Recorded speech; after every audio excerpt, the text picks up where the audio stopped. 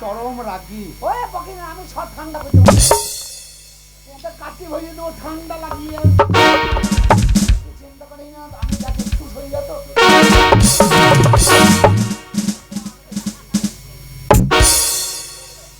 সত্যি চিনিস তো? আরে জানো তো, তুই এখানে জানতে দেখ না আমি কি করছি, দেখ না।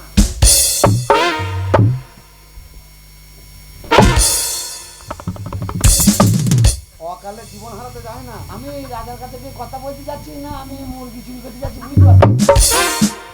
দাঁড়া, তুই চেষ্টা করি না, তুই এখানে দাঁড়া। দেখ চিনিস তো? দাঁড়াবে হারাবে তো নাচনি, আমি মার খাবো। তোর আমি হারাবে না, তোর গদ্দান কেটে নেবে। কর্তান আমার খুব ভারী লাগছে, কর্তানটা চলে গেলে একটু হালকা হবো, কাজ কম করে খেতে পাবো। তোমাকে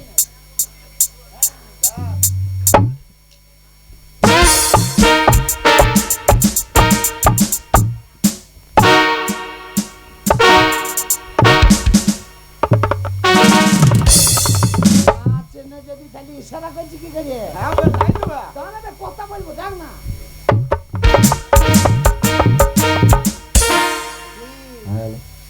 কেমন আছো? ভালো আছো তো? চিনতে পারছো আমাকে? আমি আমি আমি আমি আমি আমি এই আঙুলবাড়ির কথা বলি মানুষ। আমার ভাগ্য জোরে তুমি আজ রাজা হয়েছো, আর আমার ভাগ্য খারাপ হয়ে যায়, আমি চাকরের কাজ করছি। চিনতে পারলাম না। তুমি আমার চিনতে পারলে না বন্ধু? না। সেই লোক আমি, সেই দুজনায় বিড়ি খাওয়া ঝোঁকুটি ছিল যে বছর, সেই দুজনায় বিড়ি খাওয়া বলে বিড়ি পাই নাই কোথায়, রাস্তার ধারে দাঁড়িয়ে আছি। এক ভদ্রলোক এলো, সে ভদ্রলোক না ছোট লোক, শালাটা বিড়ি খাচ্ছে। তা আমরা ভাবছি যে বিড়িটা ফেলে দেবে, সাইকেল নিয়ে যাচ্ছে, আমরা দুজনে পিছন পিছন যাচ্ছি। তা বিড়িটা ফেলবে ফেলবে ফেলবে, শালা বিড়ি সুতো পুড়িয়ে দিয়েছে। শালা বিড়ি ফেলে না তো ফেলে না, তারপর ভাই বিড়িটা যাহা ফেলে দিল, আর বিড়িটা কুড়িয়ে আমি বললাম আমি আগে খাবো, আর তুমি বললে আমি আগে আমি খাবো। ঝগড়া তর্ক বিতর্ক, কি বুঝতে পারছো খোকা?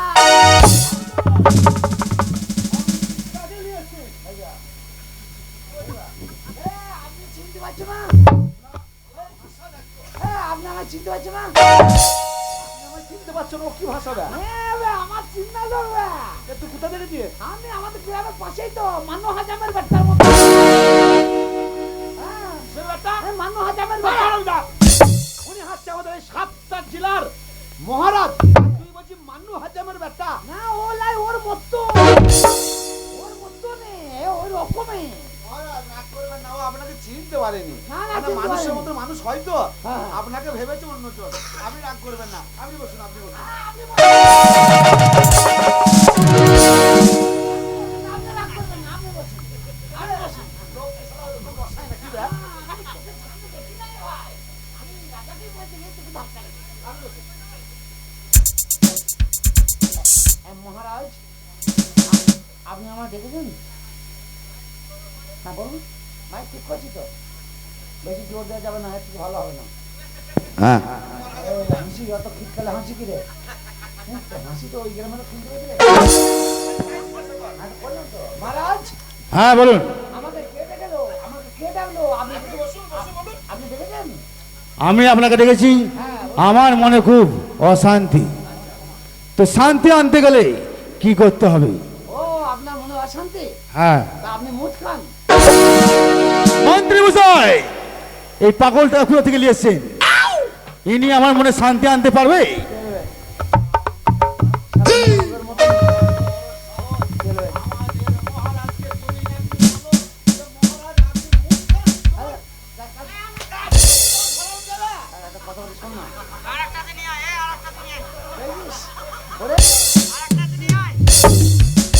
তোদের অত্যাচার, এই রাজবাড়ির অত্যাচার, বাগান বাড়ির অত্যাচার কেউ সহ্য করবে না, ভগবানও সহ্য করবে না। তাই একবারে অন্যায় করে মান দিয়ে তোদের চাবুক গালাচ্ছি। এবার মার। তোদের চাবুক এইবার শিয়াল কুকুরে খাবে। মহারাজ, মহারাজ, ওরে শালা রাজবাড়িতে অভাব নাই রে। শালারা কেলাবো বলে যন্ত্রণা কি করে রেখে দিচ্ছে। শালাদের মারি মারামারি করলে আপনি হুজুর কথা হয়েছে আর কথা হয়েছে না। আর মারতে হবে না, আর মারতে হবে না।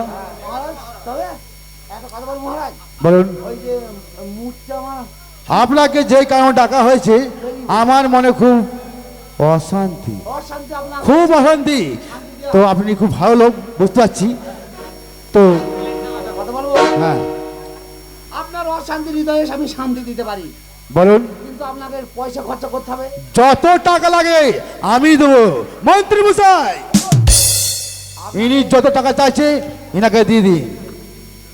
ওই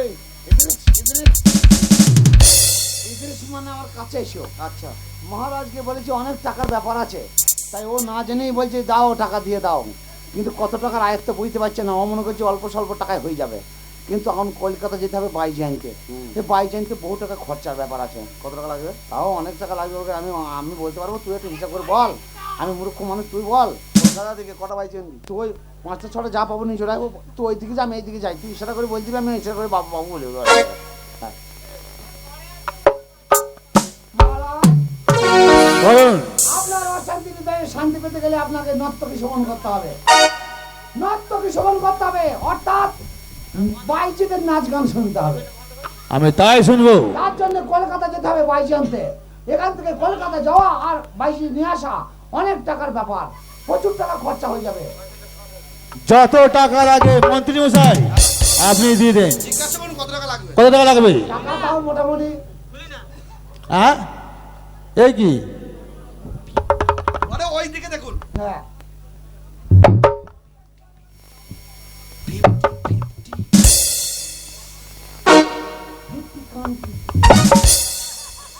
কান্তি কি ব্যা? সৃষ্টি সৃষ্টি।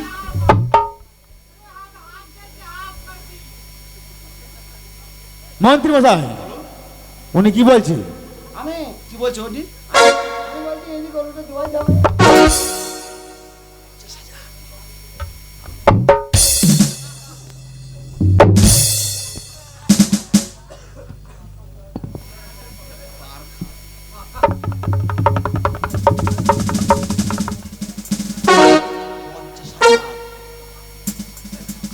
দাদা, পরের ছেলে 50,000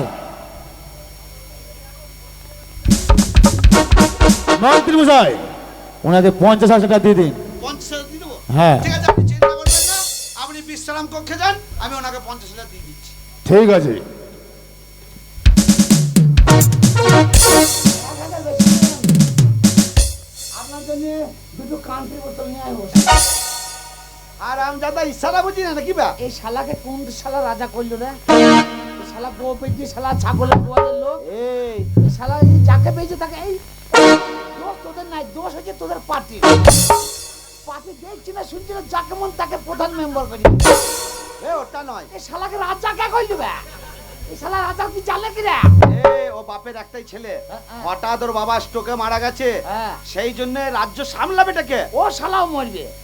আমি এই বাড়িতে থাকতে পারে 1 সপ্তাহের মধ্যে ও মরে যাবে। ওই রাজা করে দেওয়া হয়েছে, ও যা ভালো বোঝে তাই। তার 10 টাকা দিয়ে আমি কলকাতা যাবো এখন। হারাম জাদা, তোর মাথা খারাপ হয়ে গেছে নাকি? হ্যাঁ, মহারাজার বুদ্ধি নাই বলে আমার বুদ্ধি নাই? হ্যাঁ? আমি হচ্ছি এই এলাকার হচ্ছে মন্ত্রী। তুমি তুরি মন্ত্রী নয় হারাম জাদা। দেশে দেশে মুইতে মুইতে বেড়ায়, সবাই চেনে। সারা রাত ঘুরে ঘুরে ঘর চুরি করে ঘর যায়। তা নয় রে, আমি হচ্ছে এই রাজ্যের মহামন্ত্রী। তাই এই এই এই মাস্টার কি গান বলছে দেখো তো। ছোট্ট রাজ্য, হ্যাঁ। এই রাজ্য থেকে যদি হঠাৎ করে হ্যাঁ। আমাদের 50,000 টাকা বেরিয়ে যায়, হ্যাঁ। সামনে ভাদ্র আশ্বিন মাস আসছে, হ্যাঁ। আমাদের অভাব আসবে। হ্যাঁ তাই।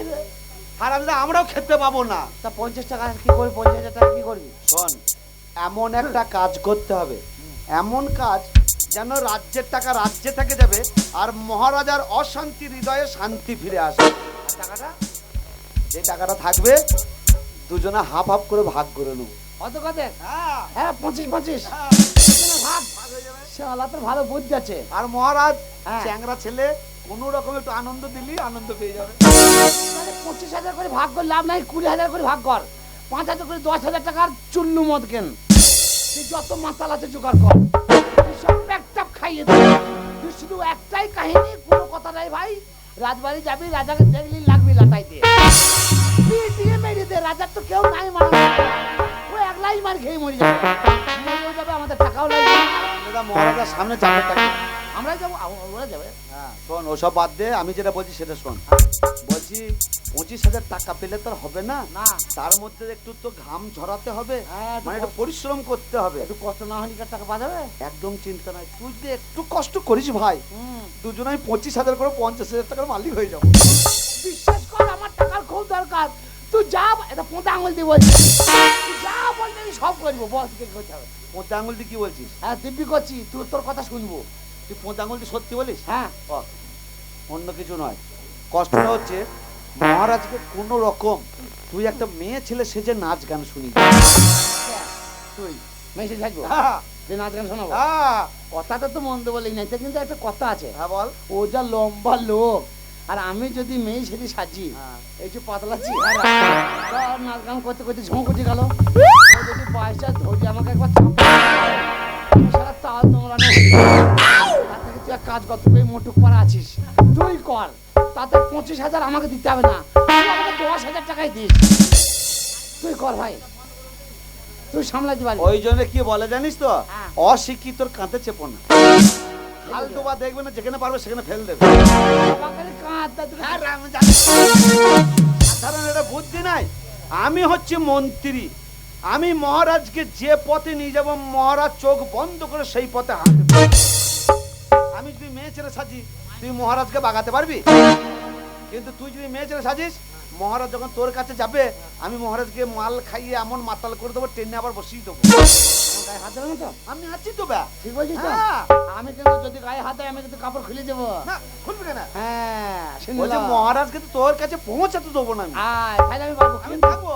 কিন্তু ব্যাপার হচ্ছে, মেয়ে ছেলে যে সাজবো, মেয়ে ছেলেতে আবার একটু সব লাগাইতে হবে, সেগুলো কে করতে চায়? মেয়ে ছেলে সাজাইতে হবে না? ও মেয়ে ছেলে সাজাতে গেলে একটা মেয়ে ছেলে দরকার। তা মেয়ে ছেলে না হলে সাজাবে কে মেয়ে ছেলে? মেয়ে ছেলে আমি বেটা ছেলে হলে হবে? এই! বল। আমাদের রাজ্যে একটাই মেয়ে আছে, হ্যাঁ, কে? সেটা হচ্ছে ওই ধুলো চটকানির মা। তুই শালা যেমন, তোর কুটুম্ব তেমন। আরে শালা, বর্তমান যুগে ধুলি চটকানি মায়ের আর বয়স আছে? শুকিয়ে ঝুনু নারকেল হয়ে গেছে, ওর রস আছে।